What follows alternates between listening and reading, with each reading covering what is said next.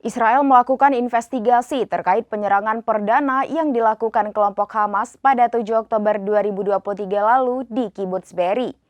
Menurut hasil investigasi, tentara Israel melakukan kesalahan fatal sehingga Hamas dengan mudah memasuki dan menyerang wilayah Zionis.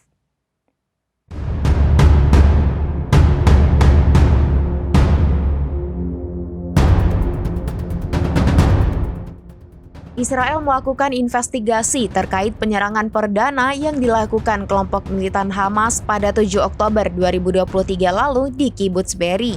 Menurut hasil investigasi, tentara Israel melakukan kesalahan fatal sehingga Hamas dengan mudah memasuki dan menyerang wilayah Zionis.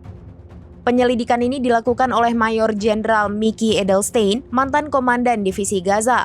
Menurut video yang dipublikasikan, ratusan militan menyerbu perbatasan Gaza di Kibbutz Be'eri pagi hari waktu setempat.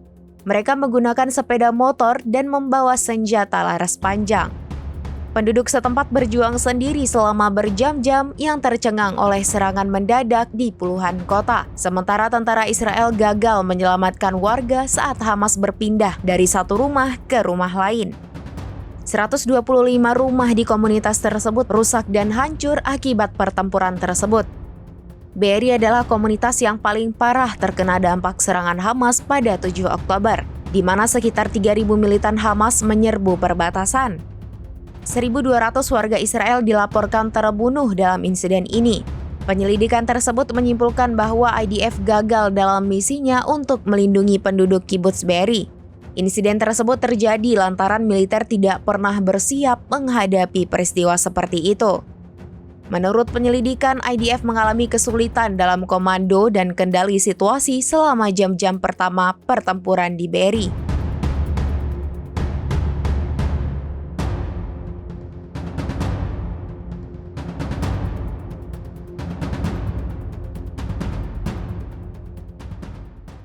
Download Tribun X sekarang, menghadirkan lokal menjadi Indonesia.